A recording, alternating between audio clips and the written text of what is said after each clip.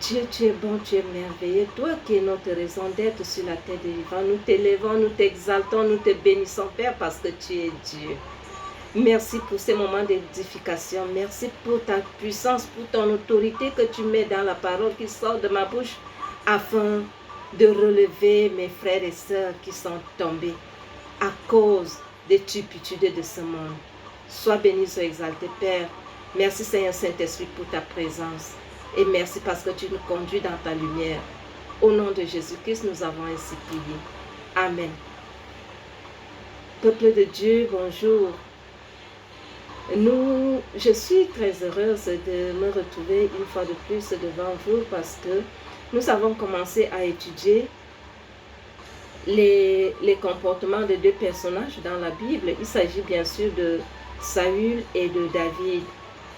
Nous avons vu hier que Saül avait développé la jalousie et la haine contre David à cause des dons que David avait en lui.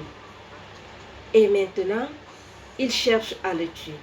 Mais David, c'est l'attitude de David qui est notre exemple. David doit être notre modèle. David, au lieu de se dresser contre lui en disant, mais voilà, je suis arrivé ici, tu ne parvenais pas à tuer Goliath, mais moi je l'ai tué et tu veux me tuer maintenant? Non, David a plutôt pris fuite, il s'est enfui. Signe d'humilité, signe de la crainte de l'Éternel. Il faut craindre Dieu, il faut éviter de faire du mal, même à ton pire ennemi. Pour continuer à parler de David et de Saül, l'Esprit a voulu que nous lisions dans le livre de 1 Samuel chapitre 24. Je vais lire juste le verset 7 qui dit, il dit à ces gens, que l'Éternel me garde de commettre contre mon Seigneur, loin de l'Éternel, une action telle que de porter ma main sur lui, car il est loin de l'Éternel. Ici, je fais juste un petit condensé parce que c'est toute une histoire. David trouve Saül, son ennemi, couché dans une grotte. Saül a éprouvé une défaite à une bataille. Il est fatigué, il rentre dans une grotte pour se reposer. Lui et son armée, ils se sont endormis après la défaite. C'est dans la même grotte que David se trouve aussi, lui aussi avec ses gens. Et les gens de David qui voient Saül, ils lui disent, voilà, c'est Dieu qui te livre ton ennemi, c'est le moment pour toi de finir avec lui comme nous le disons d'habitude, de le tuer. Mais David, c'est sa réponse. Oh là là, quand j'ai lu ça, mon cœur, le Seigneur m'a transformé beaucoup, je vous dis, à travers ce verset. Il ne m'est pas permis de commettre une telle action, porter la main sur loin de Dieu. Mon frère, ma soeur, tu dois comprendre, je dois comprendre, nous devons comprendre que, comme nous l'avons dit hier, les Saül vont toujours être avec nous, vont toujours multiplier des stratégies pour nous faire du mal, pour nous tuer même.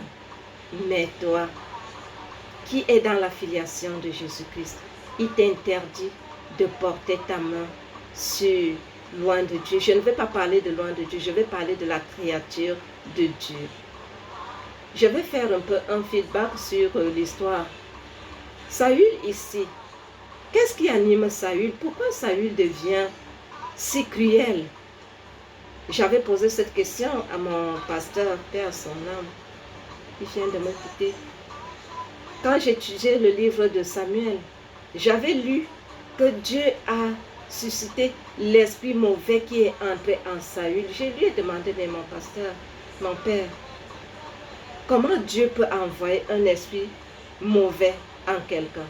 Il a ri, il m'a dit, ma fille, oui, Dieu est le maître de tout. Il donne les ordres à tous les esprits. Tu sais que quand Pharaon ne voulait pas libérer le peuple d'Israël, Dieu avait aussi envoyé le mauvais esprit endurcir le cœur de Pharaon. c'est la même chose qui arrive à Saül. Parce que certainement, Saül s'élevait déjà un peu trop. Ça, c'est une parenthèse.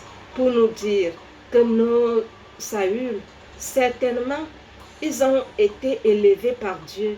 Et à un moment, ils ont voulu s'élever. À un moment, ils ont fait des choses. Nous ne voulons même pas chercher à savoir ce qui leur est arrivé.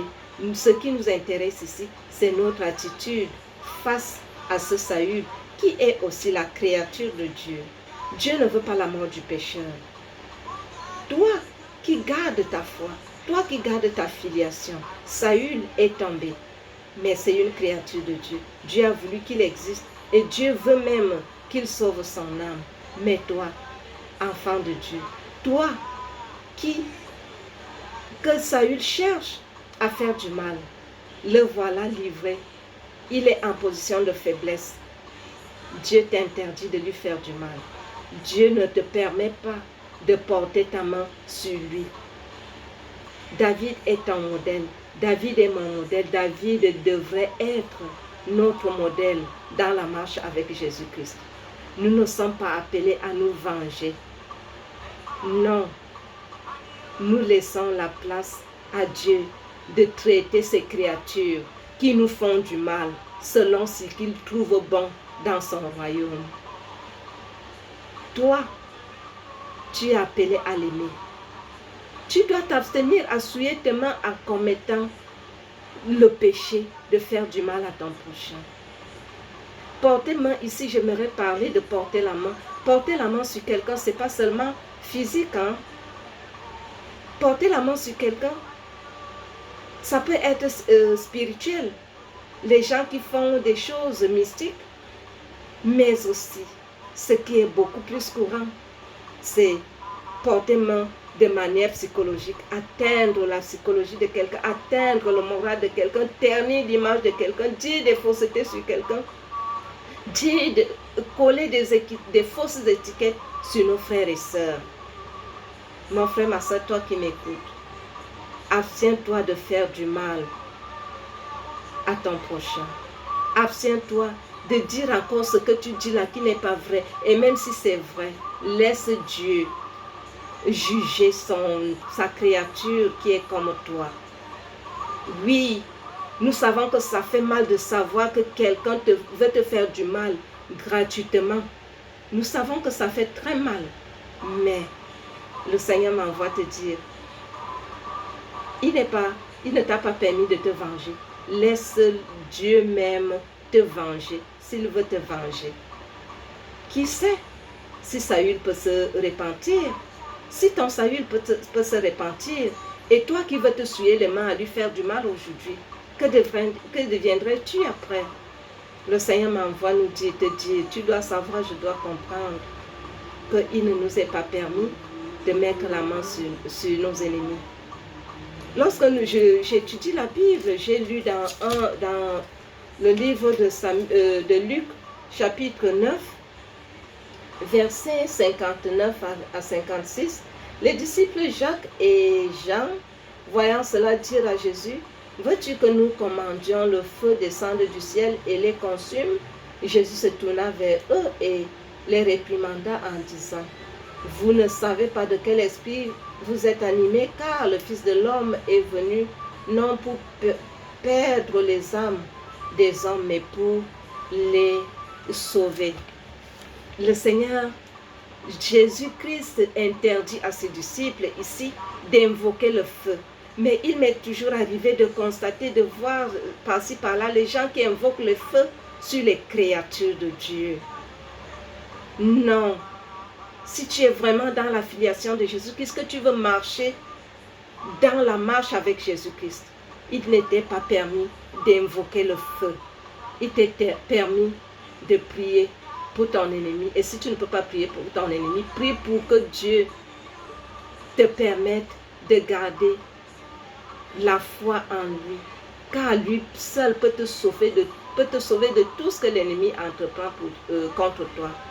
J'aime mon église parce que la devise, mon église d'origine, nous avons une devise, foi, pardon, action de grâce.